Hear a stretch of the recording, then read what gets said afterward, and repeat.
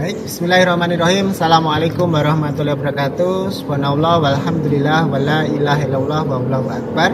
Maha suci Allah, segala puji bagi Allah. Tiada Tuhan selain Allah dan Allah Maha Besar. Baik, berjumpa kembali bersama kami rekan-rekan dari tim Trainer Oksigen Indonesia. Setelah beberapa hari yang lalu kita sempat membahas tentang ketentraman hati dan juga bahaya apa itu gadget. Kemudian kita lanjutkan untuk sesi kedua. Tema kita tentang kehidupan di dunia, ya.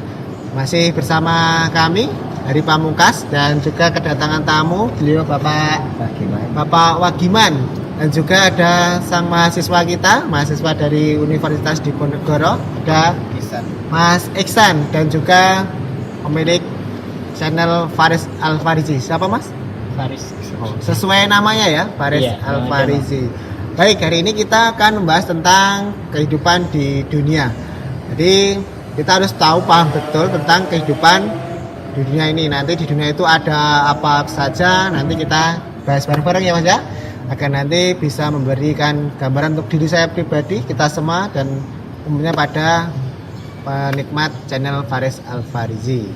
Baik, dunia yang kita jalani saat ini, tentunya kita melewati beberapa fase, masa demi masa akan kita jumpai beberapa hal.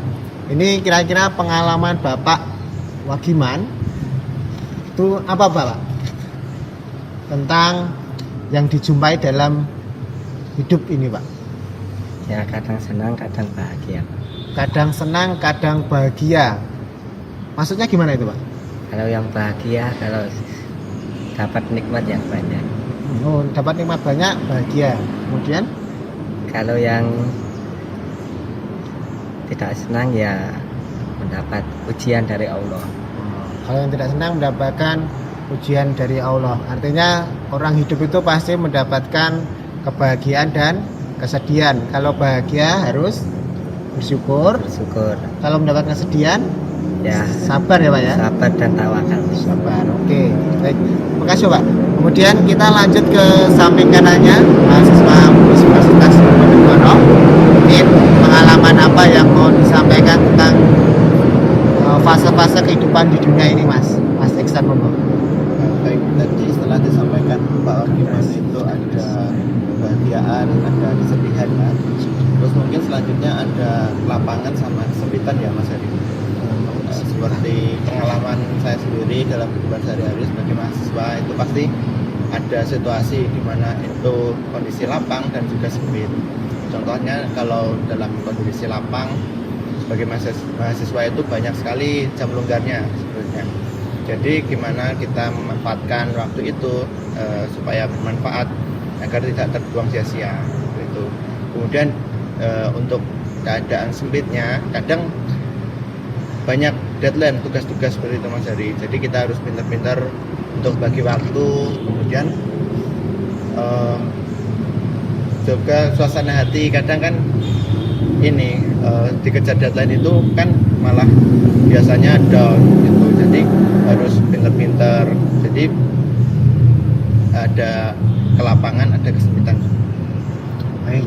Jadi di dunia itu akan kita temukan kelapangan dan kesempitan. Jadi sebagai mahasiswa itu harus bisa mengatur waktu. Iya. Jadi kemudian misalkan ketika tugas banyak, tetapi ada tugas dari dakwah, tugas untuk mengemban agama ini yang harus segera. Kira-kira pilih yang mana Mas? Kalau dari saya sendiri dilihat ini ya Mas, urgensi. Ujung-ujungnya. Kan kalau tugas dakwah itu memang sudah menjadi kewajiban kita ya sebagai umat manusia. Kemudian juga ada deadline dari kampus, itu kan juga merupakan kewajiban dari saya sebagai seorang mahasiswa. Nah, untuk tugas sebagai dakwah ini kan ya sebenarnya lebih diutamakan ya. Tetapi kan tugas perkuliahan ini ada konsekuensinya yang langsung kita terima. Misalnya kalau tugas itu tidak dikerjakan, berdampak pada nilai yang di akhir semester nanti, malah bisa menurunkan IP kita, nilai kita. Jadi kalau bisa tugas-tugas juga selesai beres, dan juga tugas dakwah itu juga dapat berjalan. Oh gitu. Oke, siap. Jadi ini kan yang nonton nanti bukan hanya keluarga besar Oksigen atau ya, tapi mungkin barangkali ada mahasiswa-mahasiswa Mas. Mungkin ada contohnya kegiatan kemahasiswaan di universitasnya seperti kegiatan agama itu apa Mas? Yang pernah diikuti apa Mas? Untuk kegiatan keagamaan kalau di kampus itu ada yang namanya lembaga dakwah kampus ya Mas. Oh, lembaga dakwah kampus. Kalau di saya sendiri karena di Fakultas Sains itu ada yang tingkat jurusan, ada tingkat fakultas, dan juga ada tingkat universitas untuk lembaga dakwahnya itu sendiri. Jadi tinggal kita ikut serta dalam situ. Baik, terima kasih. Semoga bisa menginspirasi, memotivasi untuk rekan-rekan yang saat ini sedang duduk di bangku perkuliahan. Kemudian masih ada satu lagi nih narasumber kita, Mas Faris Al-Farisi. Sudah sarapan Mas? Sudah. Sarapannya apa Mas? Banyak tadi sama teman-teman tadi kan bareng. Banyak? Iya. Berapa jumlahnya nasinya? Mas? Waduh, nggak kehitung Mas. Nggak kehitung. Intinya kenyang hari ini. Intinya banyak, kenyang ya. Kok nggak gendut Mas kalau? Ya waduh, itu pertanyaan yang sangat menyiksa ya. Baik Mas Faris, itu hanya intermezzo Mas Faris ya. Iya, boleh. Nanti pulang tetap jalannya benar ya. Iya, iya. Nah, oke. Ini tadi sudah membahas tentang fase-fase yang kita jumpai di kehidupan ini ya, di dunia ini. Ada bahagia, ada sedih, ada lapang, dan ada sempit. Kemudian, apalagi mungkin ada yang bisa ditambahkan Mas Faris selain empat hal itu? Kalau saya menambahkan itu biasanya agak panjang nih ya. Mohon maaf juga. Jadi pertama menanggapi tadi soal itu ya, soal ada kesedihan, ada lapang, ada sempit. Sejatinya kita itu sebagai orang-orang yang beriman, ketika mendapatkan ujian itu akan menambah keimanan kita dengan sabar, kayak gitu. Setelah itu ketika kita mendapatkan nikmat, itu juga akan menambah keimanan dengan syukur gitu. Jadi intinya orang Islam itu tiada berputus asa dari rahmat Allah gitu. Jadi apa aja itu bisa jalan gitu, senang gitu. Apa aja nikmat gitu. Nggak mungkin orang yang beriman kok pas diuji nggak bisa bersabar. Itu nggak mungkin, karena sabar itu kalau kuota itu unlimited gitu ya, nggak ada batasnya. Jadi nggak akan habis sabar itu. Jadi kalau ada orang yang diuji dan nggak sabar, berarti dipertanyakan imannya. Beda lagi tadi, ketika diberi nikmat bersyukur, maka dia juga akan apa-apa itu sesuai agama itu, kalau sesuai agama akan enak kayak gitu. Nah terus soal dunia ya, kalau dunia menurut pandangan yang saya tarik ke agama gitu ya, misalnya dari ayat-ayat Al-Quran gitu, ada misalnya gini, dunia itu mataun qalil gitu. Mataun qalil itu kesenangan yang sedikit, kesenangan yang sementara. Mataun gurur gitu, kesenangan yang menipu. Terus di dalam ayat lain itu ibarat seorang petani yang menanam tanaman gitu ya, awalnya menghijau kan, membuat petaninya senang gitu, akhirnya menguning layu gitu. Itulah dunia ya, kita lahir, terus kita punya prestasi, kita dewasa, terus itu kita tua kayak tanaman tadi gitu, layu gitu, akhirnya ya berakhir. Terus seperti yang disampaikan di ketika jihad pagi tadi, Ustadz Nur Khalid berpesan bahwasanya dunia ini ketika kita hidup memandang akhirat itu layaknya sebuah kisah gitu.